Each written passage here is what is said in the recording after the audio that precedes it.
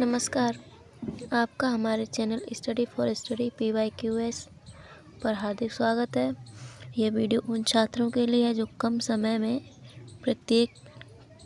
में कंपटीशन की तैयारी करना चाहते हैं। मैंने प्रत्येक टॉपिक के उन पॉइंट्स को लिया है जो अक्सर क्वेश्चन में आते हैं। आज का टॉपिक है मुगल शासन के बारे में। मैंने पिछली वीडियो में आपको मुगल काल के हुमायूं के शासन तक पढ़ाया है। आज अगली वीडियो जो कि अकबर के शासन के बारे में है। अकबर जिन्होंने 1556 से 1605 ईस्वी तक शासन किया है। अकबर का जन्म अमरकोट के राजा बीरसाल के महल में 1542 ईस्वी में हुआ। अकबर हुमायूं के पुत्र थे जिन्होंने राजा बीरसाल के महल में जिनका जन्म हुआ था। 1556 में कलानौर में अकबर का राज्याभिषेक हुआ। कलानौर जो कि पंजाब में है। 5 नवंबर 1556 को पानीपत का द्वितीय युद्ध हुआ जिसमें हेमू की पराजय हुई और अफगानों की सत्ता सदैव के लिए समाप्त हुई। पानीपत का यह द्वितीय युद्ध अकबर और हेमू के बीच हुआ था जिसमें कि अकबर विजयी हुआ और हेमू पराजित हुआ। हेमू एक अफगान का शासक था जिसकी सत्ता अकबर ने इस पानीपत के द्वितीय युद्ध में हमेशा के लिए समाप्त कर दी।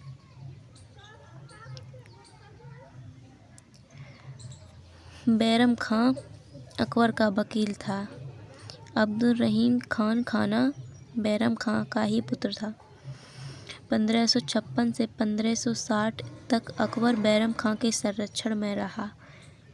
उसके बाद मक्का की तीर्थ यात्रा के दौरान पाटन नामक स्थान पर मुबारक खां नामक एक युवक ने बैरम खां की हत्या कर दी। बैरम खां अकबर का जो कि अकबर का वकील था। अक्सर अकबर इसी की बनाई हुई नीतियों के अनुसार चलता था और ये 1556 से 1560 ईस्वी तक बैरम खां के संरक्षण में रहा जिसके बाद बैरम खां की हत्या कर दी गई। उसके बाद 1560 से 1562 तक के समय में अकबर माहम अनगा के प्रभाव में रहा। बैरम खां की मृत्यु के बाद अकबर माहम अनगा के प्रभाव में रहा। इस समय के शासन को पर्दा शासन भी कहते हैं। जिस समय अकबर माहम अनगा के प्रभाव में रहा उस समय के काल को पर्दा शासन भी कहा जाता है। अकबर के दरबार को सुशोभित करने वाले 9 रत्न एवं प्रमुख जानकारियाँ। यहाँ मैंने अकबर के दरबार में रहने वाले 9 रत्नों के बारे में प्रमुख जानकारी दी है। पहले अबुल फजल, दूसरे थे फैजी, तीसरे थे तानसेन, चौथे थे बीरबल, टोडरमल, राजा मानसिंह, मुल्ला दो प्याजा, अब्दुल रहीम खान एक खाना जो कि बैरम खां के पुत्र थे, अभी ऊपर बताया, फ़कीर अजीउद्दीन। अबुल फजल के बारे में जानकारी। अबुल फजल ने अकबरनामा की रचना की। अकबरनामा जो कि अकबर के बारे में एक पुस्तक है जिसे अबुल फजल ने लिखा। अबुल फजल अकबर के दरबारी कवि थे। 1602 में सलीम के निर्देश पर वीर सिंह बुंदेला ने दक्षिण से आगरा की ओर आ रहे अबुल फजल की हत्या कर दी। सलीम जिन्हें कि जहांगीर के नाम से अकबर के बाद गद्दी पर बैठाया गया जो कि अकबर के पुत्र थे। अकबर के पुत्र के कहने पर सिंह बुंदेला ने अबुल फजल की हत्या कर दी।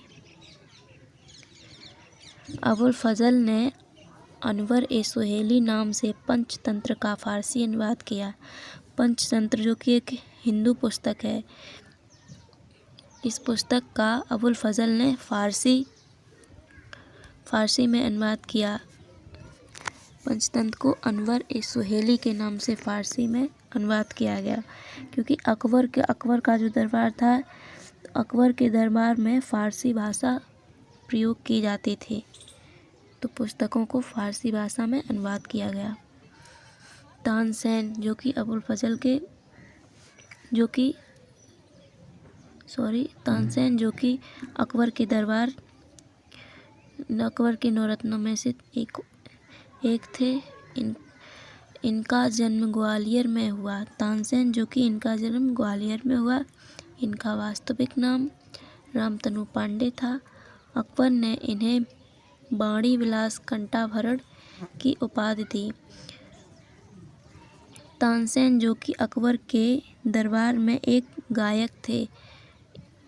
तानसेन बहुत ही अच्छा गाने के कारण अकबर ने उन्हें वाणी विलास कंठाभरण की उपाधि दी।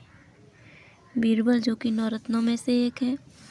इनके बचपन का नाम महेश दास था। अकबर द्वारा चलाए गए दीन ए इलाही को स्वीकार करने वाला प्रथम हिंदू बीरबल ही था।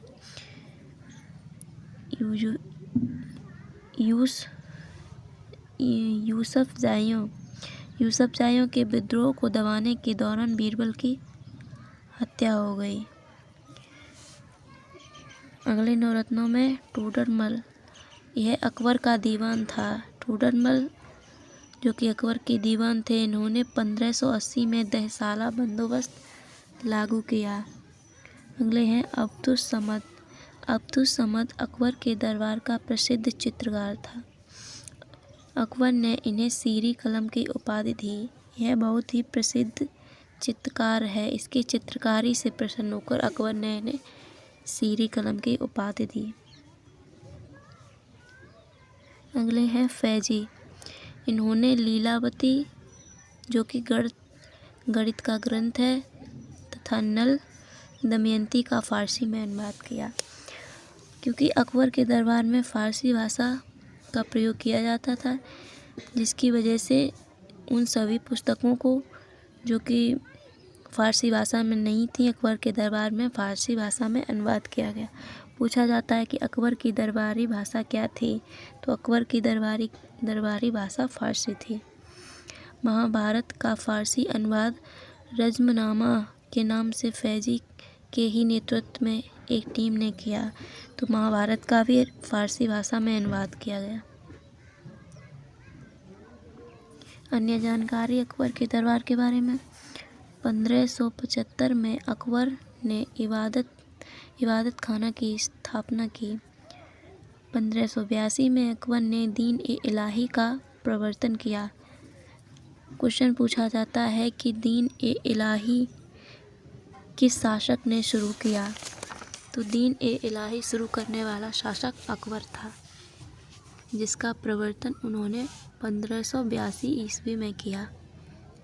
अकबर ने अनुवाद विभाग की स्थापना की। अकबर अक्सर सभी पुस्तकों को फारसी भाषा में अनुवाद करवाना चाहता था, जिस वजह से अकबर ने अनुवाद विभाग की स्थापना भी की। अब्दुल कादिर बदायूनी के नेतृत्व में रामायण का भी फारसी में अनुवाद किया गया। अकबर के समकालीन प्रसिद्ध सूफी संत शेख सलीम चिश्ती थे। देखते हैं अकबर के महत्वपूर्ण सैन्य अभियान। 1562 में आमेर का शासक भारवल स्वेच्छा से अकबर की अधीनता में आ गया। ऐसा करने वाला यह प्रथम राजपूत शासक था। अकबर ने भारवल की बेटी से विवाह किया, जिससे जहांगीर का जन्म हुआ। अकबर ने जो कि 1562 में आमेर के शासक जो कि भारवल, इनसे युद्ध किया, परंतु राजा भारमल जो कि युद्ध में हार गए और फिर इनकी बेटी से अकबर ने विवाह किया, जिससे जहांगीर का जन्म हुआ। भारमल एक ऐसा पहला शासक था, राजपूत शासक, जिसने अकबर की अधीनता को स्वीकार किया था। दूसरा युद्ध है हल्दी घाटी का युद्ध। यह 1576 में लड़ा गया। यह युद्ध मेवाड़ के शासक महाराणा प्रताप तथा अकबर के सेनापति मानसिंह के मध्य हुआ, जिसमें महाराणा प्रताप की हार हुई। 1601 में अकबर ने दक्षिण में खाना देश खानदेश पर हमला कर असीरगढ़ के किले को छीन लिया। यह अकबर का अंतिम सैन्य अभियान था। अकबर का शासन 1605 ईस्वी तक चला। उससे पहले 1601 में, जो कि अकबर का अंतिम सैन्य अभियान था, लड़ा गया। अगले शासक थे अकबर के बाद जहांगीर। जहांगीर जिन्होंने 1605 से 1627 ईस्वी तक शासन किया। जहांगीर का जन्म अकबर की रानी मरियम उज़मानी से हुआ। मरियम उज़मानी जो कि जहांगीर की माँ है इन्होंने जहांगीर को जन्म दिया। उनके बचपन का नाम सलीम था। जहांगीर के बचपन का नाम सलीम था। जहांगीर ने शासन में उदारता तथा न्याय पर काफ़ी बल दिया। इसके लिए उसने आगरा में न्याय का घंटा स्थापित किया। जहांगीर ने उदारता एवं न्याय की वजह से ही आगरा में न्याय का घंटा स्थापित किया। वह न्याय चाहता था। अहमदनगर के वजीर मलिक अंबर के विरुद्ध सफलता से खुश होकर जहांगीर ने अपने पुत्र खुर्रम को शाहजहां की उपाधि दी। खुर्रम जहांगीर का पुत्र था, जिसे उसने शाहजहां की उपाधि दी। यही जहांगीर के बाद अगला शासक बना।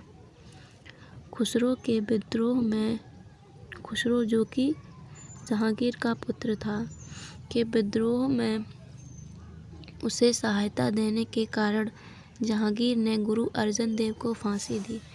गुरु अर्जन देव, जो कि सिखों के 5वें गुरु थे, इनको जहांगीर ने फांसी दी। क्वेश्चन पूछा जाता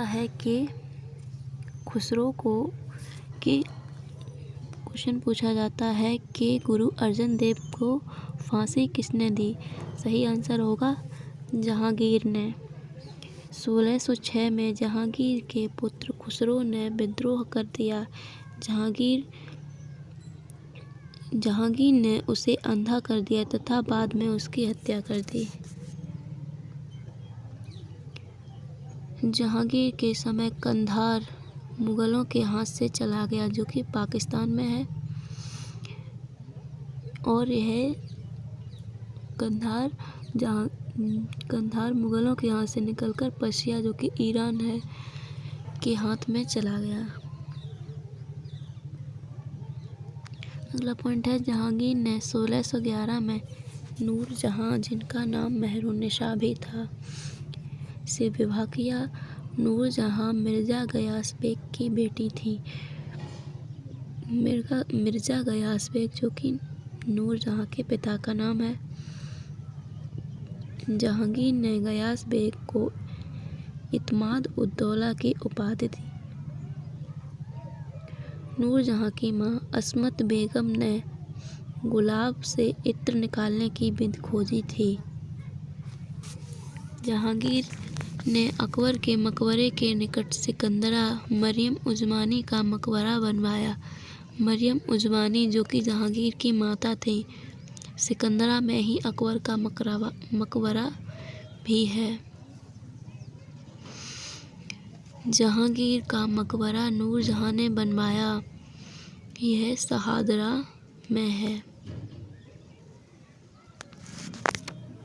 प्रसिद्ध चित्रकार उस्ताद मंसूर तथा अबुल हसन, जो जहांगीर ने क्रमशः नादिर उल उस्र तथा नादिर उज जमा की उपाधि दी।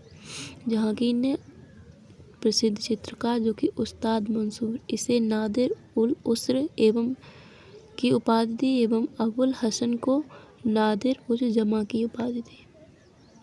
उस्ताद मंसूर ने ही प्रसिद्ध साइबेरिया सारस का चित्र बनाया था। अशोक के कौशाम्बी प्रयाग स्तंभ पर समुद्रगुप्त की प्रयाग प्रशस्ति एवं जहांगीर का लेख मिलता है। कौशाम्बी, जिसे प्रयाग एवं इलाहाबाद का अभिलेख भी कहते हैं, यह एक ऐसा अभिलेख है जिस पर 3 वंश के शासकों का उल्लेख मिलता है। पहले अशोक जो कि मौर्य वंश के शासक थे। समुद्रगुप्त जो कि गुप्त वंश के शासक थे और जहांगीर जो कि मुगल वंश के शासक थे। इन तीनों का वर्णन एक ही अभिलेख में मिलता है जो है इलाहाबाद का अभिलेख। जहांगीर ने तंबाकू के सेवन पर प्रतिबंध लगाया था।